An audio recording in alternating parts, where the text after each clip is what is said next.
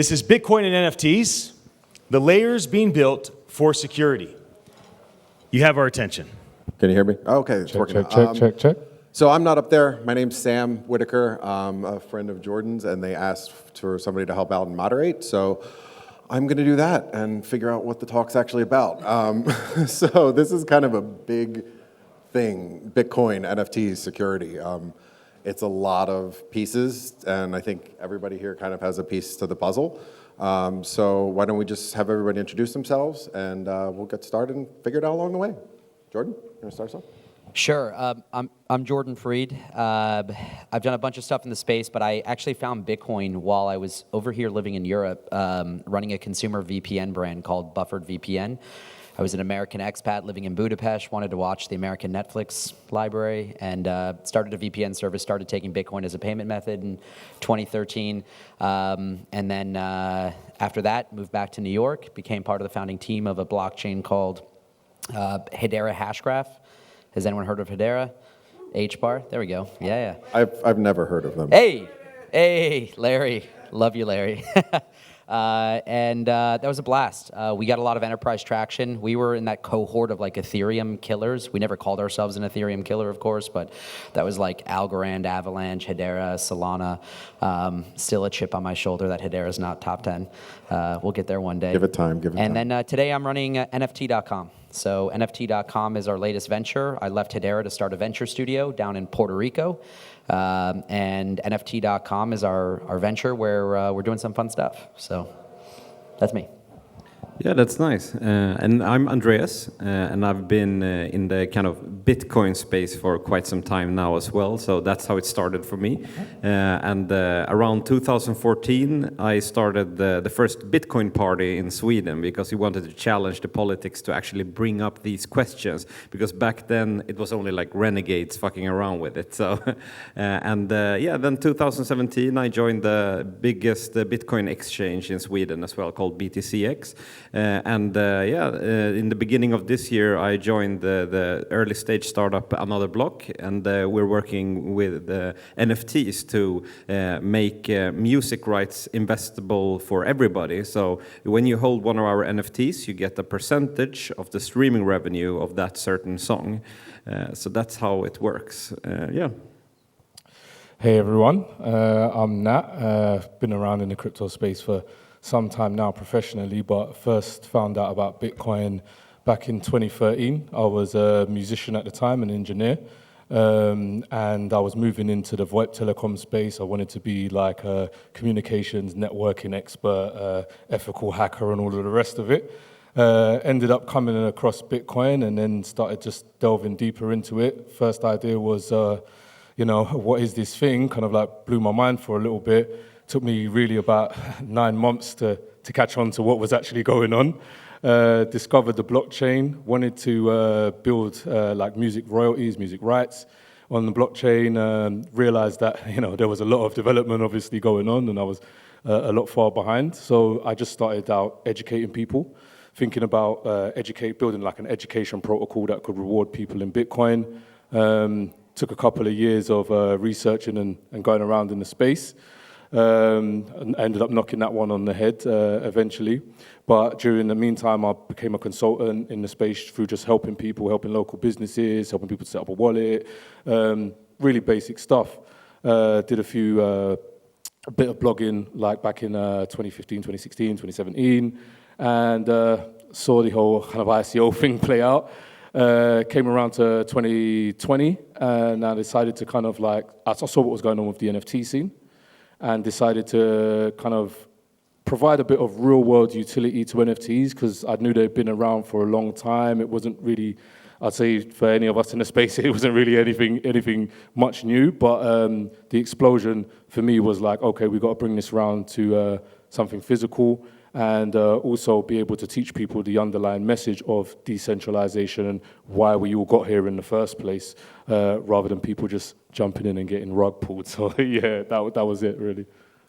So thanks, guys. So I think a big question, and this is for me too, we're talking about Bitcoin and NFTs. And usually when you think about NFTs, I mean, we think of smart contracts, we think of Ethereum. I think of Hedera, so does Jordan, but Solana, everything else. So Bitcoin and NFTs, why are we talking about them together? Maybe I'll start. I think the biggest problem in our space in 2022 is tribalism and fragmentation. There's lots of protocols represented here, and we're seeing lots of protocols being used. Reddit's issued collectible avatars on the Polygon blockchain. We've got a massive NFT ecosystem around Ethereum, and their, of course, move to proof of stake and their move to be more efficient and performant. We have Hedera, they're here at the conference, but there's NFTs on the Stacks blockchain and on Bitcoin. When you look at layer ones, really layer ones are somewhat destined to become, I believe, commoditized, much like cloud. When you're using an iOS application, you don't say, hey, I'm using Google Cloud, or hey, I'm using AWS, or hey, I'm using Microsoft Azure, or IBM SoftLayer. These are like enterprise cloud tools that we're all using, and these blockchains are very much like that. Users and a lot of people at this conference, what excites me about NFTs right now is this is the first time in blockchain that I can remember where we're not talking about asynchronous Byzantine fault tolerance consensus algorithms or probabilistic Byzantine fault tolerance algorithms. Because if you were at a crypto conference 5 years ago, that's literally what the panels were about. Right? The Crypto Economic Security Conference in San Francisco, really intellectual people, super smart, Turing Award winners, talking about how their algorithms were better than someone else's. We're talking about the attestation details of like user information or like what color is the background on your ape versus mine. And we have much more interesting people. It's a way more diverse crowd, so it's a lot more fun. We need to focus on that user experience. We need to stop the tribalism of like, oh my God, is your NFT Hedera?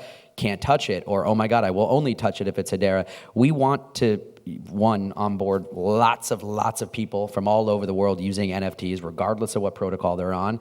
And I'm supportive of NFTs on the Bitcoin blockchain. I'm supportive of NFTs on the Hedera Hashgraph network.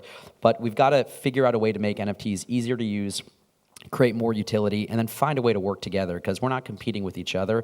We're trying to figure out how to get everyone outside, not at this conference, to use NFTs. And that's an exciting problem to try to solve.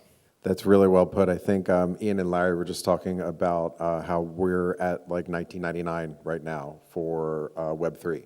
And this is 1999, 2000. The dot-com bubble bursts, and this is when you build, and this is when the internet became the internet. And as somebody brought up a great point, most of you won't remember the birth of the internet, but browsers were a big issue. So you had like Netscape and other browsers, and some websites would only work on Netscape. Some websites would only work if you were on the AOL.com browser. And it's kind of the same thing now, if you think about it. The interoperability isn't there. Now you go to a website, it's Safari, it's Firefox, it's Chrome, whatever, everything's going to open up and work. And that interoperability and cross-chain solutions, bringing it back to security is such a massive point, because that layer of vulnerability is when you hop from one chain to the other. So solving those problems, and to Jordan's point, the tribalism, just stop it. It's kind of like, it's okay to have little friendly rivalries, but we're all working towards the same goal, which is mass adoption.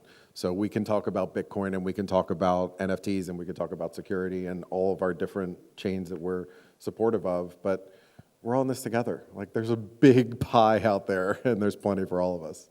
I think I'd largely agree with and I tend to, as I was saying to Jordan, I tend to be kind of like called the maxi in the room, right? Even though like I'm pretty much open to all types of innovation. I've explored like loads of different things. I go into maxi spaces on Twitter, and they're like, get out of here, like you shouldn't be doing any kind of S-coin or whatever it is, right? So I believe in the interoperability, definitely, and the innovation, as I said, that there should be a number of different solutions, especially making things easier for people, general people who are not technical minded, to be onboarded, right? But one thing that I also believe in is that we started this for a mission of kind of like freedom, decentralization, and the old kind of saying or trope is fix the money, fix the world. Not do everything else with the money, because then we're just in the same system that we started off with in the first place. And it kind of makes it all pointless to do all of this stuff that we're doing now. It's had a great explosion. We've seen great creators come into the space. We've seen great innovations happening. But I jumped into like a few Twitter spaces and people are like, oh yeah, we remember Bitcoin because Bitcoin's the OG. So we've always got to learn about the history, and everybody keeps saying that. And I'm like, well, if Bitcoin's so history, tell me where the TVO is right now. Tell me where institutions are putting their money. Tell me where the smart money goes. Yeah? Because I guarantee that everybody else in this room is going to say, okay, well, we're looking at the price of Bitcoin. Oh, when you get up in the morning, you might look at what's in your portfolio, but everybody's saying, oh, is Bitcoin up? Or is Bitcoin down? Because that's what people are fearful of. You know, and I often ask the question, what happens if Bitcoin goes to $1.01? What happens to everything else? At that point, Bitcoin is still doing what it's supposed to do at $1.01 from now. Even if we went all the way down from 69K to $1.01, Bitcoin has proven itself to do what it's supposed to do. But ask yourself, where will everything else be at that point? Yeah? So I understand all of the innovation, and I'm 100% for it, yeah? And I'm not the maxi, so don't kill me, don't burn me at the stake, right? Yeah? But I think we have to understand why this system was created, why this decentralization was created, and why the vision that we've all kind of run with, and in some ways, some people have just co-opted it blatantly, right? And that's how people are getting scammed. That's how people are getting rug pulled. And no matter how easy we make it for people to onboard, if they're not understanding fully what they're onboarding to, it is the same as you signing a contract without reading it, which is quite a bit of a funny one for what we're actually talking about. But yeah, sorry, go on, Andreas.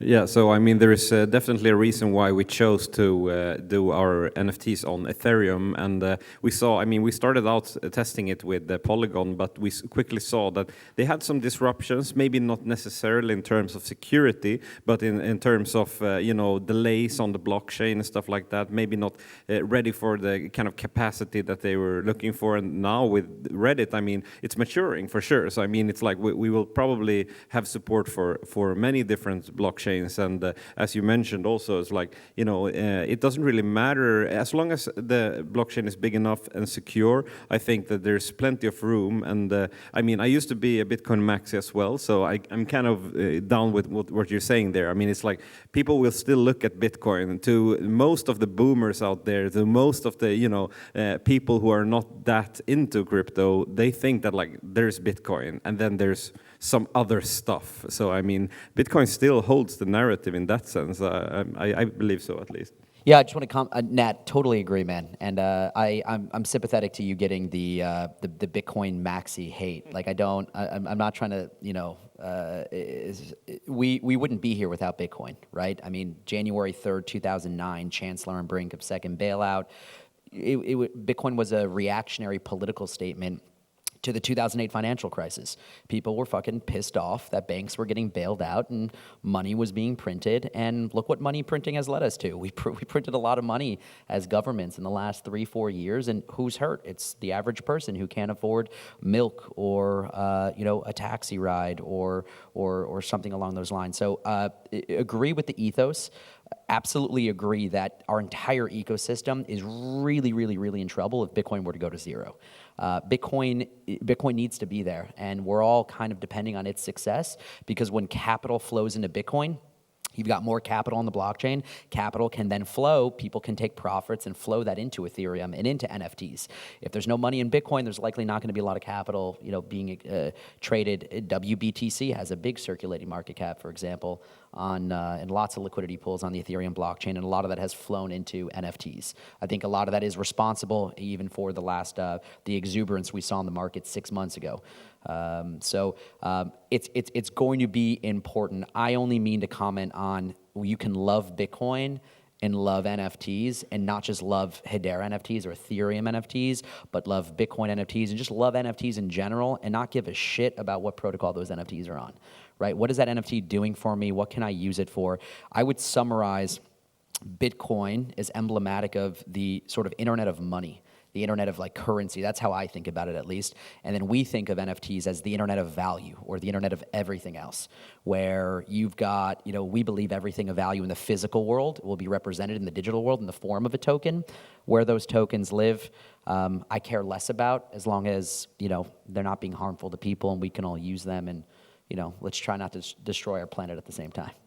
Without a doubt, and I think as we get to mass adoption, all of these things that we do now, like writing down our seed phrases and talking about Hedera versus Polygon, nobody's going to care down the road. They want to know, is it fast, does it work, is it cheap? That's it. And there's going to be interoperability amongst layer ones. So that's kind of wraps up all. But Nat, I wanted to touch on one thing that I think is so important that you said, and we're getting towards the end of the day, and everybody's going to get on planes and trains and go home. And for those of you who are newer to the space, I teach a course in New York at the Fashion Institute of Technology, teaching students to basically go from an idea to a mint. And we're way behind our syllabus. And I keep telling them that it's important to learn the nuts and bolts, and that's part of what I'm trying to teach you. But if we don't get to some of that stuff, I can do a YouTube video and explain it to you. What I want to engender is the feeling of decentralization and the kind of sense of Web3, the ownership of your data, self-sovereign identity, all of these things that are so important. So when we're all a part of it, and we all have a responsibility now, just by being here and being a part of the community, you all have a responsibility to spread the word and make sure that people understand, because we're in a precarious time, and it can go one of two ways. We can just stick with status quo. We can have the Googles and the Facebooks and everyone still maintaining our data, and they'll incorporate Web3 because it's better technology, but they'll still maintain your data. It'll be custodial wallets that you don't have control of. We can't let it happen. We got to work our asses off to make sure that it doesn't. That means frictionless solutions. That means making it brain dead simple, figuring out ways to have non-custodial wallets that are easy. All of these things, this is the sense of Web3 and what it can be, and we're all responsible for it. So that's a great point talking about. And the funniest thing that you say that, right? I talk to people a lot about how hard it is to actually set up a Bitcoin wallet, right? Now, if anyone's set up a bank account in, let's say, the last 2-3 years, you notice that all of the bank accounts now have KYC, something that if you've been in crypto for a long time, you're pretty much used to KYC, right? Banks just literally adopted KYC the other day, and they think they know everything about it, right? But it takes you longer to set up a bank account with KYC, and you have to put in your personal information and give that away to somebody else, than it takes you to set up, or just to learn how to set up a Bitcoin wallet and receive some sats. So if you just think about that, and you think about kind of like this ease of use thing that is going around, right? Let's have an email, or let's have a centralized system. It's not that hard to set up a Bitcoin wallet. It's not like back in the day where, you had to go and you set up a paper wallet. What's the difference between a paper wallet? What's the difference?